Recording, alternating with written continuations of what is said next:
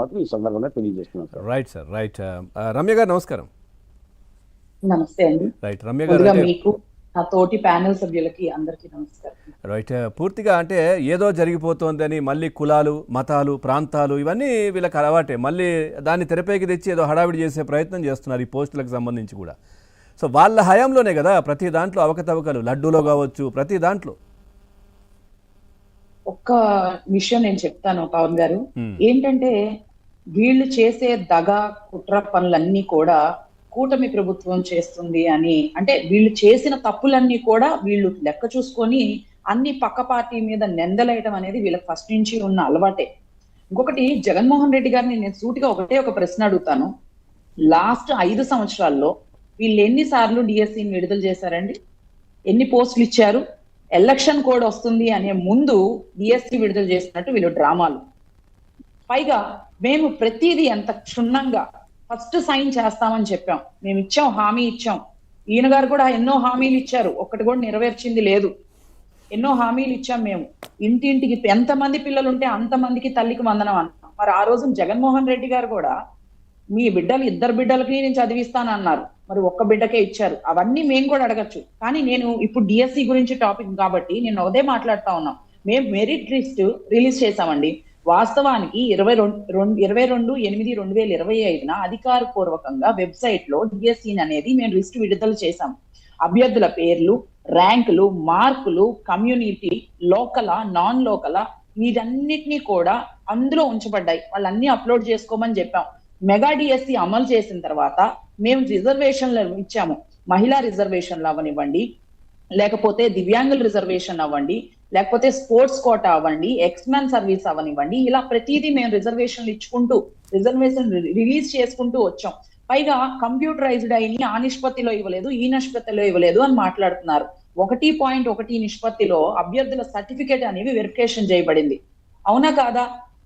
ఎవరు వస్తారో రమ్మనండి మాట్లాడడానికి. ఎవరికి సబ్జెక్ట్ తెలీదు, ఎవరికి ఏ కోటానో తెలీదు. పైగా వీళ్ళు ఏం మాట్లాడతారంటే 1.1 నిష్పత్తిలో రిలీజ్ చేయలేదు అని మాట్లాడారు.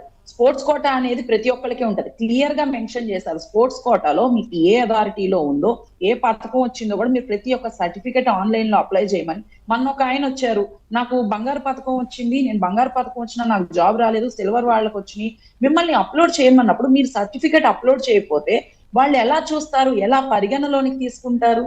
నిబంధనలన్నీ మేము పెట్టినప్పుడు వీళ్ళు పాటించలేదు. వీళ్ళు ఈ రోజు టీచర్స్ గురించి మాట్లాడుతున్నారు, ఉద్యోగాల గురించి మాట్లాడుతున్నారు. లాస్ట్ టైం ఏం చేస్తారండి? గురువే దైవంగా, తల్లిదండ్రుల తర్వాత గురువే దైవంగా మనం నిజంగా అనుకుంటాము. అలాంటి గురువులతో కరోనా టైంలో వీళ్ళు మద్యం అమ్మించలేదా? ఏం పవన్ గారు? అవును, ఎన్ని చేశారండి? మద్యం అమ్మించడం ఒకటి, ఆ తర్వాత స్కూల్స్ లో టాయిలెట్ల ఫోటోలు ఇవన్నీ అవి తీయించారు కదా, ఫోటోలు పెట్టడం అన్ని చేశారు. వీళ్ళన్నీ చేశారు. అవి మేము ప్రశ్నిస్తే కనీసం ఆ రోజున వీళ్ళు ఇప్పుడు మాట్లాడే టీచర్స్ గానీ, ఎంప్లాయీస్ గానీ ఇప్పుడు వచ్చి మాట్లాడమానండి. అదే కదా, మాకు పని గంటలు డిస్టర్బ్ అవుతుంది, పిల్లలకు పాఠాలు చెప్పలేకపోతున్నాము, మాకు ఇవన్నీ కావు అని చెప్పినా గానీ వినలేదు కదా వాళ్ళ మాటలు. వినలేదు, వాళ్ళు చెప్పినా వెళ్ళలేదు. కరోనా టైంలో కూడా గొడుగులు పెట్టుకొని నించొని ఆ మద్యం షాపుల దగ్గర నిజంగా గురువుతో అమ్మించారండి వాళ్ళు. మరి ఈ రోజు మాట్లాడుతున్నారు 1.1 నిష్పత్తిలో పిలిచిన అభ్యర్థులు ఎవరైనా సర్టిఫికెట్ వెరిఫికేషన్ కాకపోతే వాళ్ళు అనర్హులే. అంతే కదా. నిజంగా మెరిట్ ఉన్న వాళ్ళని పిలిచారు అంటున్నారు. నిజంగా పిలిచినప్పుడు నెక్స్ట్ టైం మెరిట్ క్యాండిడేట్స్ ఎవరైనా అటెండ్ అవ్వకపోతే ఆ నెక్స్ట్ టైం మెరిట్ క్యాండిడేట్స్ కోసం పిలిచారు. ఎక్కడైతే మళ్ళీ ఖాళీలు అయినాయో అక్కడ మళ్ళీ 1.1 నిష్పత్తిలో ఇవ్వడానికి పిలిచారు. రైట్ రమ్య గారు, అట్లాగే మొన్న జగన్మోహన్ రెడ్డి గారు ప్రెస్ మీట్ లో కూడా 6,100 పోస్టులకు నోటిఫికేషన్ మేము ఇస్తే 16,000, ఆ తర్వాత మళ్ళీ ఇంకో 10,000 కలిపేసి వీళ్ళు ఇస్తున్నట్టుగా ఏదో ఇస్తున్నారు ఈ కూటమి ప్రభుత్వం వచ్చిన తర్వాత అని చెప్తా ఉన్నారు ఆయన. ఇచ్చేసారండి జగన్మోహన్ రెడ్డి గారు. ఎలక్షన్ కోడ్ ముందు అనౌన్స్ చేశారు, పిలిచారు, అదన్నారు ఇదన్నారు, డ్రామాలు ఆడారు డిఎస్సి గురించి. ఎక్కడిచ్చారండి? వాళ్ళు అనౌన్స్ చేసిన 6,000 ఉద్యోగాలతో పాటు వాళ్ళు అనౌన్స్ చేసి వదిలేశారు. వాళ్ళు ఎక్కడ ఉద్యోగాలు ఇవ్వలేదే. అనౌన్స్ చేసి వదిలేస్తే 6,000 కాదు, అంతమంది రాష్ట్ర 5 ఏళ్ల పాటు ఉద్యోగాలు రిలీజ్ అవ్వక ఎంతో మంది వెయిట్ చేస్తున్నారు. వాళ్ళకి 6,000 ఉద్యోగాలు సరిపోవు కాబట్టి మినిమం ఒక 15,000-16,000 అన్నా ఉండాలని చెప్పి 16,347 ఉద్యోగాల మీద సంతకం చేస్తే దాన్ని ఓర్వలేక ఈ రోజునొచ్చి అంటే ఇప్పుడు నిద్ర లేచారండి జగన్మోహన్ రెడ్డి గారు కానీ వాళ్ళ ప్రభుత్వం కానీ. ఇప్పుడు దాకా ఏమయ్యారండి? అంటే వాళ్ళకి ఏ టాపిక్ లేదు. ఇప్పుడు ఏదో గూగుల్ కంపెనీ వచ్చింది, లేదు రాయల్ ఎన్ఫీల్డ్ కంపెనీ వచ్చింది, ఇప్పుడు యువతకు ఉద్యోగాలు వస్తున్నాయి కాబట్టి అందరూ కూటమి ప్రభుత్వానికి సపోర్ట్ చేస్తారు, వీళ్ళని ఎలాగైనా డైవర్ట్ చేయాలి అంటే మాకు ఒక ఇష్యూ కావాలి. అంటే ఇప్పుడు ఏం ఇష్యూస్ లేవు. ఎందుకంటే కూటమి ప్రభుత్వానికి గానీ, పవన్ కళ్యాణ్ గారికి గానీ, లోకేష్ గారికి గానీ, చంద్రబాబు నాయుడు గారికి, ఆఖరికి మోడీ గారికి కూడా వాళ్ళ పని వాళ్ళు చేసుకుంటూ మన రాష్ట్రాన్ని ఎలా అభివృద్ధి చేయాలి, ఇండియాని ఎలా డెవలప్ చేయాలి అని అలా ఆలోచిస్తా ఉంటే జగన్మోహన్ రెడ్డి గారు ఒక్కళ్లే మాత్రం పిడుగుబడిందా? పిడుగుబడితే చంద్రబాబు నాయుడు గారి వల్లే పిడుగుబడింది. ఎవరైనా ఎక్కడైనా ఏదన్నా శవయాత్రలు, శవాలను అడ్డం పెట్టుకొని, పైగా ఈయన మన స్టీల్ ప్లాంట్ దగ్గరకు వచ్చి ఆ రోజున స్టీల్ ప్లాంట్ దగ్గర పొల్యూషన్ ఉంది, స్టీల్ ప్లాంట్ నే తీసేసేయాలని మాట్లాడిన వ్యక్తి ఈ రోజున వచ్చి 1 కోటి ఇవ్వాలి, 2 కోట్లు ఇవ్వాలి, మన్ను గెలిపించండి 3 ఏళ్ల తర్వాత ఇస్తారంట. జగన్మోహన్ రెడ్డి గారి దగ్గర డబ్బులు లేవండి?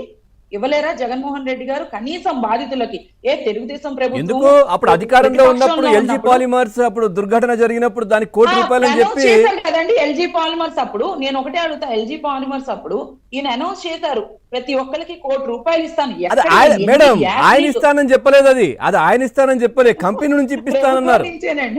కంపెనీ నుంచి ఇప్పిస్తానన్నారు, ఇప్పించారు. అదే కదా. పైగా జగన్మోహన్ రెడ్డి గారు ఎన్ని అబద్ధాలు, గ్యాస్ లీక్ అయినాయి అప్పుడు ఎంతో మంది, 23 మంది ఎంతో మంది చనిపోయారు. అప్పుడు వచ్చి 1 కోటి రూపాయలు నేను ఇప్పిస్తాను అంటారు. గెలిచి సీఎం గా ఉన్నప్పుడు నువ్వు ఇప్పించలేదు, ఇప్పుడు కూటమి ప్రభుత్వం దగ్గర 1 కోటి రూపాయలు ఏంటండి, అంతకన్నా ఎక్కువే వస్తున్నాయి కదా స్టీల్ ప్లాంట్ వాళ్ళకి.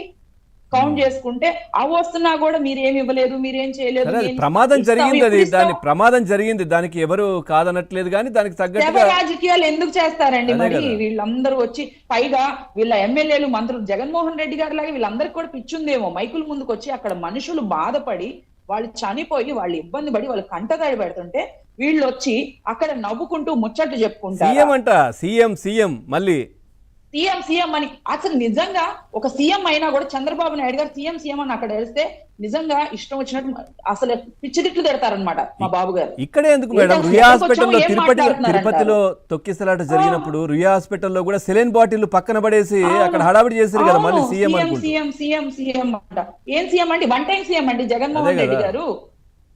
మళ్ళీ సీఎం అవ్వాలనుకున్నా అది కలే ఆయనకి. Okay right. దుర్గా కుమార్ గారు నమస్కారం సార్. నమస్తే పవన్ గారు.